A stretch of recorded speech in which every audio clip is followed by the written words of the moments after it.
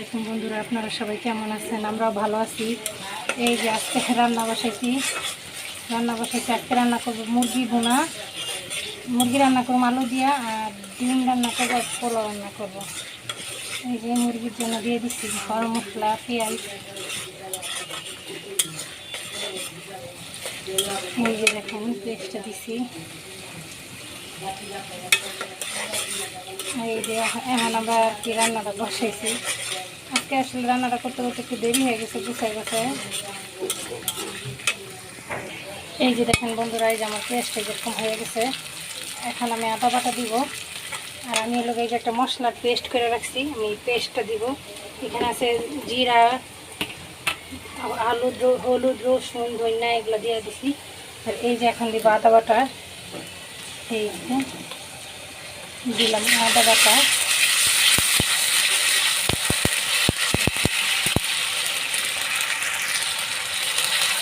আদা বাটা দিয়ে দিচ্ছি।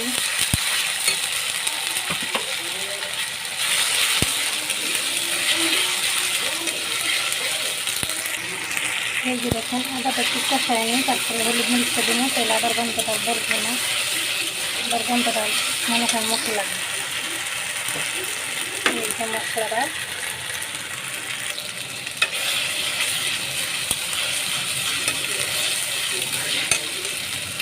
এই যে দিয়ে দিলাম এখানে মশলা।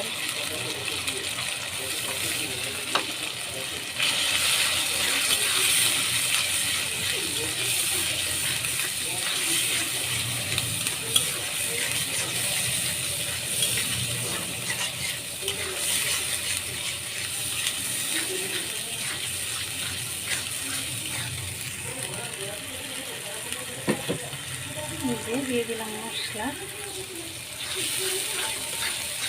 আসলে তেল একটু কম দিচ্ছি, কারণ তেলটা তো আবার উঠবো মুরগির মাংসটা দিলেই, এই জন্য। এই যে দেখেন মশলা দিয়ে কষানো হচ্ছে। এই যে এখন দিয়ে দিচ্ছি মুরগিটা।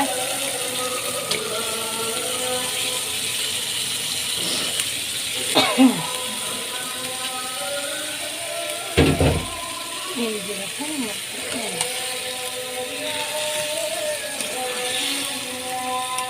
চামড়াটা আসলে একটু শক্ত মুরগি, এই জন্য চামড়াটা সহ দিয়ে দিচ্ছি, নাহলে তো আবার যদি শক্ত থাকে এই জন্য।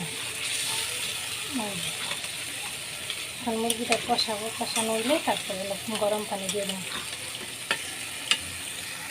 এই যে দেখেন বন্ধুরা, এই যে মশলা মুরগিটা কষাইতেছি।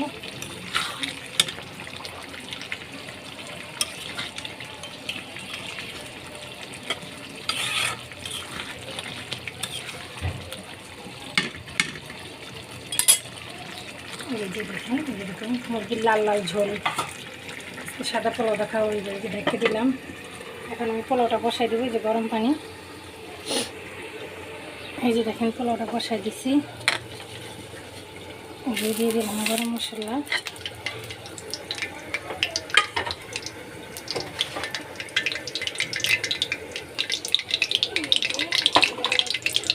পেঁয়াজ, এই যে দেখেন এই যে পেঁয়াজটা দিয়ে দিচ্ছি।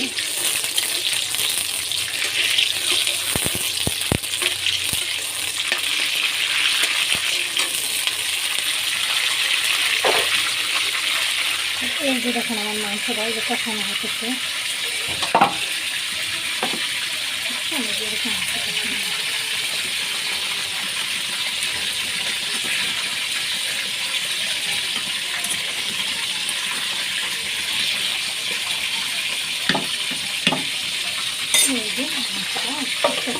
দেখুন সব সময় তো এই জন্য।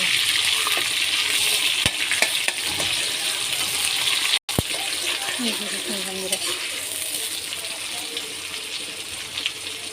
এই যে দিয়ে দিলাম আদা বাটা। চুলাটা অবশ্য কম আদা বাটা দেওয়া গেলে দিলে আর কি গন্ধ দিচ্ছি। আমি যাতে 1 কেজি চাল দিব এই জন্য।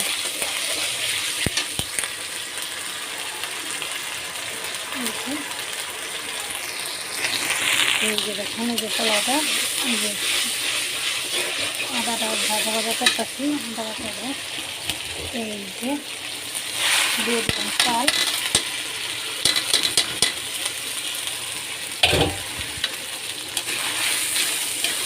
একটু ভাজতে নেব, তারপরে মনে করেন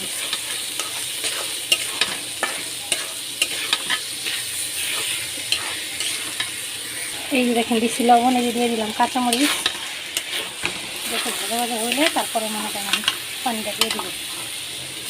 পানিটা অবশ্য গরম করে আসছে। এই যে দেখেন এই যে পোলাওর মধ্যে পানি দিয়ে দিছি। আর এই যে দেখেন আমার মুরগি, এই যে দেখেন আমার মুরগি দেখছেন কষানো হচ্ছে। এখন একটু মানে শক্ত মুরগি, তখন একটু গরম পানি দিয়ে দিব। তারপরে মনে করেন সিদ্ধ হলে পরে আলু দিব। আমি আলুটা সিদ্ধ করে আজকে চুলায় রাখছি, একটু ভাজা তারপর দিব মুরগি।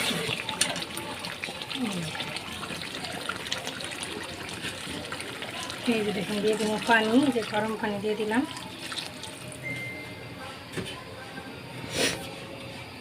এই যে মনে করেন যে গরম পানি দিয়ে দিলাম।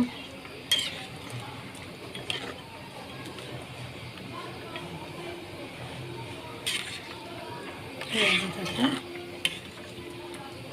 যেগুলো জলটাই হোক। এই যে দেখেন পোলাওটা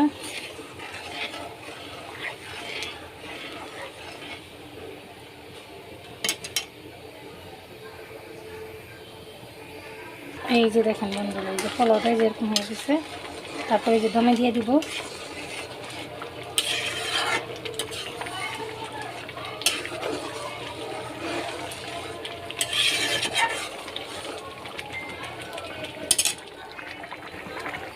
এই যে দেখেন এই যে মুরগিটা যে জল দিছি, মানে কষানো হইলে মুরগির মাংসটা গলে নেই, এখন গললে তারপরে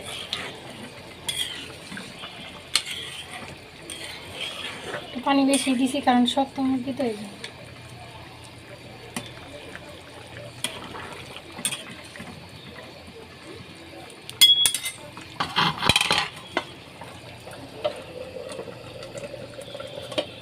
পোলাওটা আমি দিয়ে রাখছি, ডিমটা ভুনা করুন। এই যে বন্ধুরা দেখেন এই যে শশা কেটে নিলাম, সালাদ কাটছি। এই যে দেখেন পোলাও দামেই আছে। এই যে মাংস,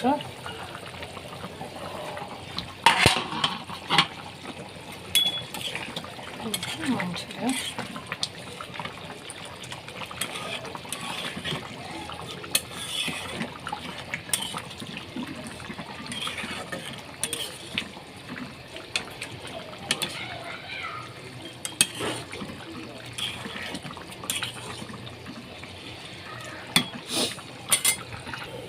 এই যে দেখেন ডিম ভুনার জন্য যে তেলটা দিয়ে দিছি, ডিমটাকে ভাজা নিব।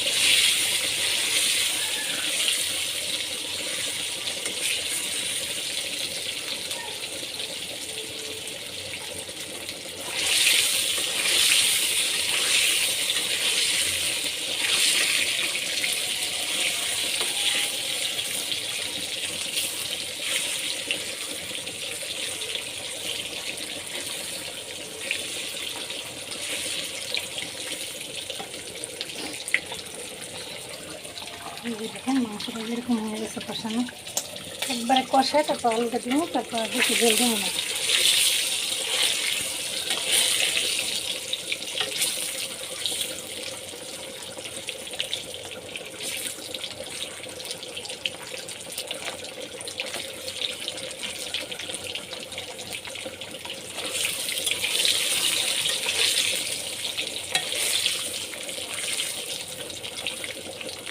লাল করে ভাজাইলে খাইতে ভালো লাগবে ডিমটা, আর একটু লাল করে ভাজা।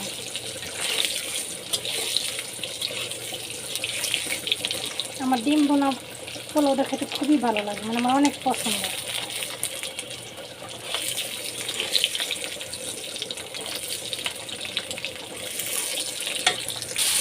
এই যে দেখেন পেস্ট দিয়ে দিচ্ছি,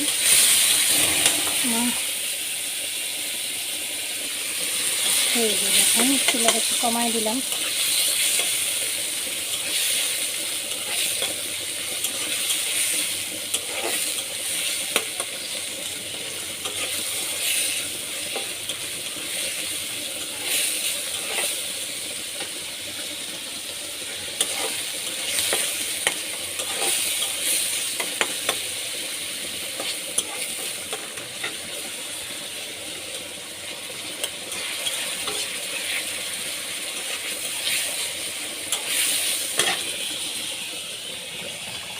দেখেন মাংসটা এই যে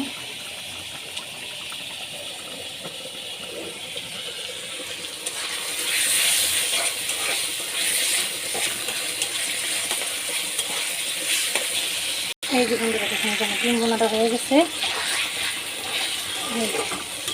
ডিম বোনাটা হয়ে গেছে, এখন নামাই নিব। এই যে দেখেন মুরগির মাংসটা এই যে একবারে কষানো হইলে তারপর আলুটা দিন, তেল উঠে গেলে আলু দিয়া তারপরে একটু জল দিয়ে নামাই দেবো। বন্ধুরা আপনারা সবাই ভালো থাকবেন, আমার জন্য দোয়া করবেন, লাইক কমেন্ট সাবস্ক্রাইব করবেন, আমার সাথে থাকবেন, সাথে থাকলে একটু খুশি হব। আসসালামু আলাইকুম, দেখা হবে আবার নতুন কোনো ভিডিওতে।